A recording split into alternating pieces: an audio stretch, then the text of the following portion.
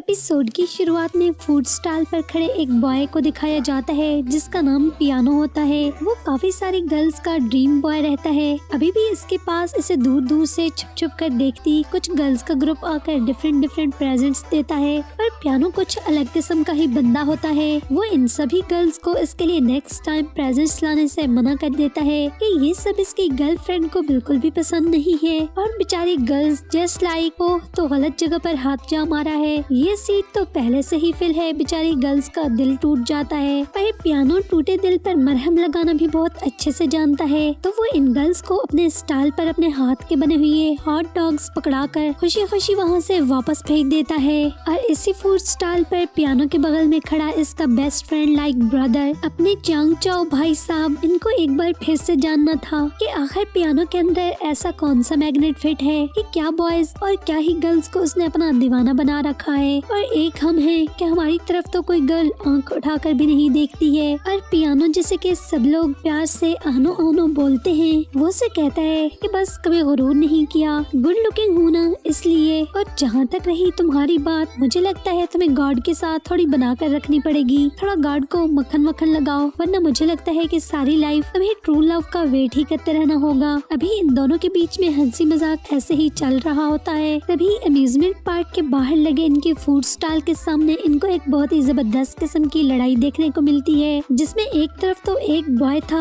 पर दूसरी तरफ एक पूरा ग्रुप जिसमें 20-25 लोग इसके साथ लड़ाई कर रहे थे। और आनो भाई साहब जो कि काफी लड़ाका मालूम होते थे, चाओ से बोलता है कि यार ये तो बिल्कुल अनफेयर है कि देखो ना इतने सारे आदमी एक ही बॉय से लड़ रहे हैं। मुझे लगता है कि मुझे भी जाकर अपना थोड़ा हिस्सा डालना चाहिए। पर चाओ बेचारा आनो को रोकने की भरपूर कोशिश करता ही रह जाता है। और आनो भाई साहब चाओ के रोकने के बावजूद भी इस बॉय जिसका नाम डूजी फैंग होता है इसकी जाकर हेल्प करता है। और डूजी फैंग के अपोजिट लड़का ग्रुप का लीडर आनो को देखकर बोलता है कि जा काके तू कल्टी मार ले, मेरे आंख मारते ही तू मुझे यहाँ पर नजर न आए। मेरी तेरे साथ कोई जाती दुश्मनी तो है नहीं, पर अगर तू इस बंदे के साथ लड़ाना तो तेरी हड्डी पसली भी मैंने नहीं छोड़नी है। पर आनो पीछे हटने के लिए थोड़ी न आया था। और फिर आनो और डूजी फैंग मिलकर इस पूरे ग्रुप को बाल्स की तरह से यहाँ से वहाँ पटक पटक कर मारते हैं और लास्ट पर इस पूरे ग्रुप का भत्ता बनाकर इनको वापस भेज देते हैं। और लास्ट पर इस ग्रुप का वो लीडर, उसका तो कहीं दूर दूर तक नामो निशान भी बाकी नहीं था। फाइट फिनिश करने के बाद इन दोनों बॉयज का एक दूसरे से इंट्रो होता है, पर इनके पास खड़ा चाओ जो कि पहले से ही जानता है कि मिस्टर डूजी फैंग कोई आम बंदा नहीं है। ये सब की सब बातें सिर्फ चाओ को ही मालूम होती हैं। और चाओ जो कि डूजी फैंग से काफी इम्प्रेस नजर आ रहा था। फिर डूजी फैंग आनो के इसकी हेल्प करने पर थैंक्स के तौर पर इसके फूड स्टॉल पर मौजूद सभी के सभी फूड आइटम्स को खरीद लेता है।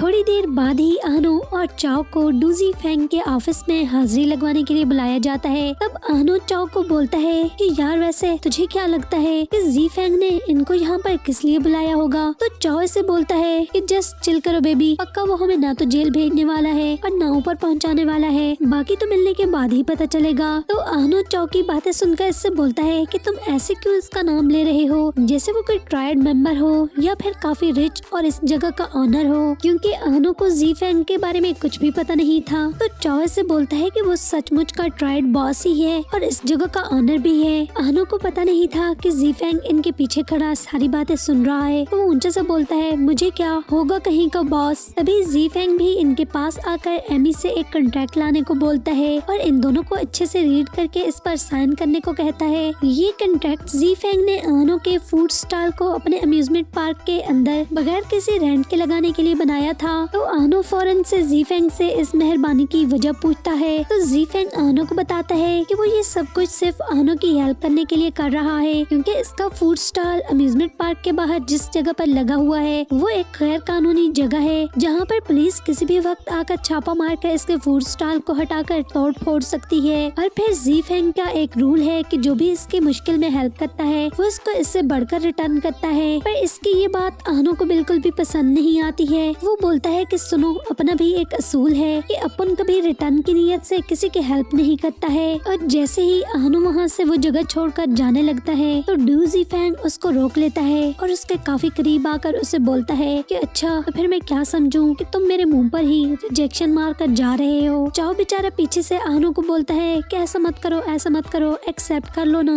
देखो कितनी अच्छी डील है। है, पर आहनो तो चाओ की कोई भी बात सुनने के लिए राजी ही नहीं था। तो आहनो अपने फेस टू फेस खड़े डू ज़ीफेंग को बोलता है कि हाँ ऐसे ही समझो, और अगर तुम्हारे पास इस टॉपिक के अलावा और कोई बात करने के लिए नहीं है तो मेरे ख्याल से हमें चलना चाहिए। और आहनो के ऑफिस से बाहर निकल जाने के बाद चाओ बेचारा, जिसे कुछ समझ नहीं आ रहा था, एक तरफ रेंट फ्री ऑफर थी और दूसरी तरफ आहनो और ज़ीफेंग दोनों, तो वो ज़ीफेंग से आहनो की तरफ से सॉरी करते हुए बोलता है कि मुझे लगता है उस पागल ने चढ़ा रखी है, हो सके तो माइंड मत करना। और ज़ीफेंग से सॉरी बोलते हुए वो भी आहनो के पीछे बाहर निकल जाता है। और डू ज़ीफेंग बेचारा अभी शॉक में खड़ा था कि आखिर कैसे कोई ट्राइड बॉस को उसके मुंह पर रिजेक्ट करके जा सकता है। तो अब हम यहाँ से जरा स्टोरी को पीछे जाकर घुमाते हैं, जहाँ पर हम इनके बैक पर जानेंगे कि ये कौन है, कहाँ से हैं। तो सबसे पहले एक चाइल्ड को टेम्पल पर प्रे के लिए आए मिस्टर डू की किसी गन शूटर से जान बचाते दिखाया जाता है। और इस बच्चे के बाजू पर चोट लगी देखकर मिस्टर डू जब इस बच्चे के पास जाकर इसके तकलीफ में होने का पूछते हैं, तो वो बच्चा इनको बोलता है कि वो ठीक है। और मिस्टर डू को इस छोटे से बच्चे की फेयरलेसनेस और ऐसी ब्रेवनेस बहुत पसंद आती है। वो इसको इनकी जान बचाने के लिए थैंक्स बोलने के लिए इसके पेरेंट्स के पास जाना चाहते थे। फिर बुद्धा टेम्पल के बहीकू से इनको पता चलता है कि ये तो एक ऑर्फन चाइल्ड है जो कि कुछ दिन पहले ही इनके पास आया है, जिसे सुनकर मिस्टर डू और इनकी वाइफ दोनों ही इस बच्चे को अडॉप्ट करने का डिसाइड कर लेते हैं और इस बच्चे को फौरन से अपना फैमिली नेम डू ज़ीफेंग दे देते हैं और इसे अपनी खानदानी लॉकेट भी फौरन से पहना देते हैं। फिर सीन काफी साल बाद पर शिफ्ट होता है जब डू ज़ीफेंग काफी बड़ा हो चुका होता है और यहीं पर इसके डैड की डेथ के बारे में भी बताया जाता है। और उनकी डेथ के बाद डू ज़ीफेंग उनका वारिस बन जाता है और अपने डैड के गुजर जाने के बाद सब लोग अब इससे बात मानते हैं। और वहीं पर स्टोरी की शुरुआत में डू ज़ीफेंग के साथ लड़ते हुए लोग जो कि इसके डैड के दुश्मन थे, अब वो भी इसके एनिमीज बन चुके होते हैं। और दूसरी तरफ पियानो मतलब कि आहनो की स्टोरी कुछ इस तरह होती है कि इसके पेरेंट्स को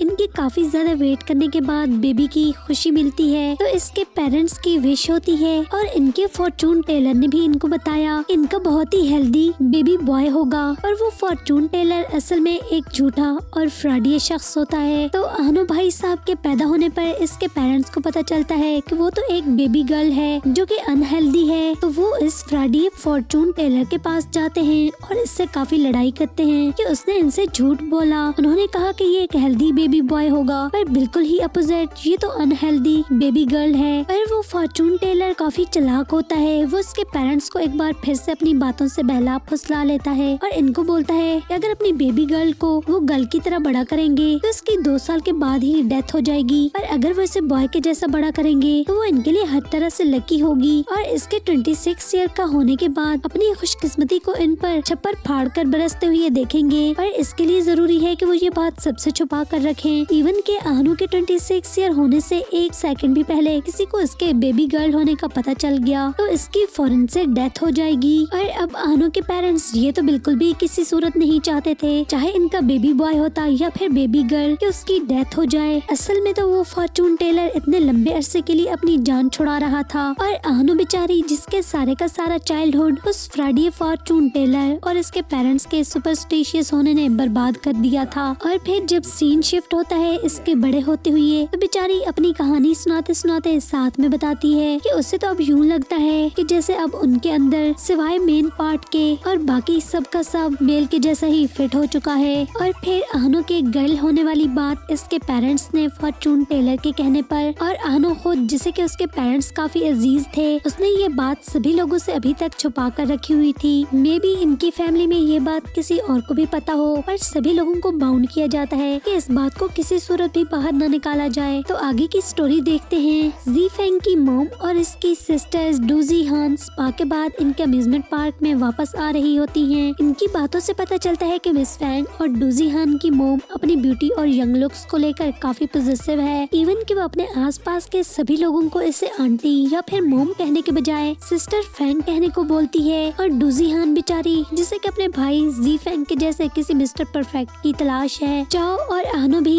ज़ीफेंग से मिलने के बाद ऑफिस से बाहर निकल कर आ रहे होते हैं, पर चाओ अभी भी आहनो को समझा रहा था कि वो पागल हो गया है, उसने ज़ीफेंग को इनकार क्यों किया, इतना अच्छा चांस इस पागल ने गंवा दिया है। और आहनो चाओ को बोलता है कि ना का मतलब ना, अब चाहे दुनिया यहाँ से वहाँ की हो जाए पर मैं इस डील को कभी भी नहीं मानने वाला हूँ। और चाओ जो कि अभी भी ज़ीफेंग के आहनो से इतने नाइस तरीके से अपनी रिजेक्शन सुनने और इसके आहनो के इतने करीब होने वाले सीन को याद करते हुए आहें भर रहा था और आहनो को बोलता है कि अगर मैं लड़की होता ना तो मैं जी फेंग की इस अदा पर बस मर ही मिटा होता। तो आहनो इसकी तरफ देखकर दिल में सोचती है कि हरकतें तो बेटा तेरी अभी भी मर्दों वाली मुझे नहीं लग रही हैं, बस शक्ल ही मर्दों वाली है। और तभी वहाँ पर वो सामने से आते एक हॉर्स राइडर की हॉर्स के अनकंट्रोल्ड होने की आवाजें सुनते हैं। तभी आहनो को हॉर्स के सामने खड़ी अम्यूजमेंट पार्क के वॉकिंग पॉइंट पर मिस फैंग और डूजी हान नजर आती हैं और इधर ऑफिस से निकलकर आते जी फेंग को भी ये सब मंजर नजर आ रहा था। आहनो और जी फेंग अपनी अपनी जगह पर दौड़ लगा देते हैं। फिर तभी दोनों के दौड़ लगाते आहनो पहले जाकर डूजी हान को बचा लेता है और जी हान जो कि आहनो में खोई हुई थी और आहनो बेचारी इससे इसके ठीक होने का पूछ रही थी। तो दूसरी तरफ मिस फैंग और जी फेंग भी जी हान और आहनो को क्लोज खड़े देख रहे थे और जब मिस फैंग को जी हान को आंख का इशारा मारते हुए पता चलता है कि उसे उसका मिस्टर परफेक्ट मिल गया है तो मिस फैंग करीब जाते हुए आहनो से इसको थैंक्स बोलते हुए इसका नाम पूछने लगती हैं और ये कि क्या वो इसी अम्यूजमेंट पार्क में काम करता है। तो पास खड़ा जी फेंग इनको बताता है कि अम्यूजमेंट पार्क के बाहर इसका एक फूड स्टॉल है और इसने इसकी हेल्प करने के बदले में दिए जाने वाले रिवार्ड को ठुकरा दिया है। पर मिस फैंग आहनो को बोलती है और वो इसके दोनों बच्चों के सेवियर होने के नाते इसे कुछ न कुछ तो जरूर देगी। पर आहनो एज यूजुअल इनको भी इनकार कर देता है। तभी जब मिस फैंग देखती है कि ये लौंडा काफी सख्त है, जरा धीरे से हाथ रखना होगा, तो इसको बोलती है कि ठीक है कोई रिवार्ड मत लो पर हमारे साथ चलकर खाना तो जरूर खा सकते हो। आहनो उनको बोलता है कि नहीं इसकी कोई जरूरत नहीं है। तभी इसके पास खड़ा चाओ फौरन जबरदस्ती बोलता है कि हाँ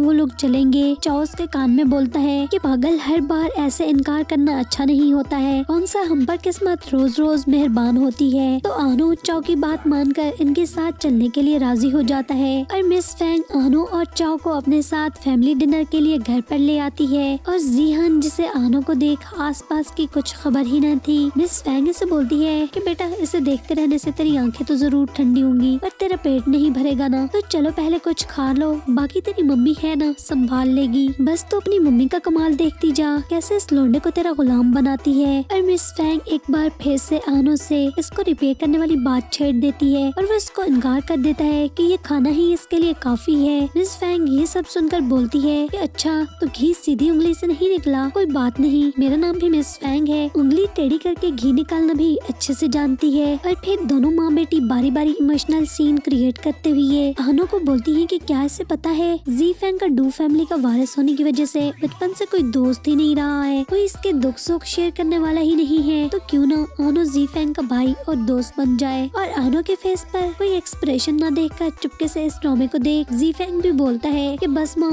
बस इसे और कन्विंस करने की कोई जरूरत नहीं है, मैं ऐसे ही ठीक हूँ और मेरी बातें किसी और को बताने की बिल्कुल भी जरूरत नहीं है। और इनकी बातें सुनकर आहनो बेचारा मतलब कि बेचारी इमोशनल हो जाती है और बोलती है कि मुझे आपकी बातें वैसे समझ में तो नहीं आई हैं, पर हाँ मैं जी फैंग की फ्रेंड बनने के लिए तैयार हूँ। मिस फैंग जो कि बहुत ही ज्यादा चालाक होती है सबके इस खुशी पर चेयर करते हुए बोलती है कि ऐसे खाली खुली फ्रेंडशिप नहीं चलेगी, बल्कि इन दोनों को जस्ट लाइक जी फैंग के डैडी और इनके दोस्तों के जैसे सोन ब्रदर बनना होगा। और इन दोनों के सोन ब्रदर बनते समय जी हान वरीड थी तो मिस फैंग इसे बोलती है कि पागल वो तेरा सगा भाई थोड़ी ना बन रहा है और ना ही स्टेप ब्रदर है। इस प्रॉमिस से जी फैंग और आहनो पक्के ब्रदर्स जस्ट लाइक फ्रेंड्स बन जाएंगे और तुम इस तरह से आहनो के ज्यादा से ज्यादा करीब जा पाओगी। और ये सुनकर जी हान खुशी से बोलती है थैंक गॉड तूने मुझे इतनी चालाकू मासी ओ मतलब के इंटेलिजेंट मॉम दी है। और आहनो बेचारी जिसे एक बार फिर से जब पता चलता है कि इसे अपनी फिंगर को नील डाउन करके मतलब के नॉक वाली स्टिक चुभोकर ब्लड निकालना होगा तो वो इनकार कर देती है और इससे जबरदस्ती स्टिक पकड़ाकर बोलती है कि औरतों की तरह मैं करते डर क्या रहे हो, अगर मर्द हो तो फौरन से करो। तो आहनो जी फैंग और इनकी बातों से इमोशनल होकर फौरन से प्रॉमिस लेने के बाद अपनी फिंगर से ब्लड ड्रॉप इसके प्याले में गिरा देती है और जी फैंग भी ऐसा ही करता है और फिर दोनों इस ब्लड वाले प्याले को एक्सचेंज करके बारी बारी पी लेते हैं। और वो दोनों माँ बेटी अपने प्लान को सक्सेसफुल होते देखकर आंखों ही आंखों में एक दूसरे को कंग्रेट करती हैं। और जी फैंग अपना ऑथ लेने के बाद आहनो की चेस्ट पर इसे पंच करते हुए अपनी फैमिली और ब्रदर बनने का वेलकम करता है। और इसके ऐसा करने पर थोड़ी देर तक तो आहनो बेचारी दिल में जस्ट लाइक साले कमीने यही जगह मिली तुझे मारने के लिए, पर खुद को संभालते हुए वो भी वापस जी फैंग के चेस्ट पर जोर से मुक्का मारते हुए इसे भी वेलकम करती है। और फिर जी फैंग इसे गले लगाते हुए बताता है है कि मिस फैंग की कुछ दिन बाद बर्थडे आने वाली है, तो आनो को भी इस बर्थडे पर जरूर आना होगा क्योंकि अब वो इनकी फैमिली का हिस्सा बन चुका है। और मिस फैंग दूसरी तरफ प्लान सक्सेसफुल होने पर जीहान को बोलती है कि बस मैं तेरी यहाँ तक ही हेल्प कर सकती थी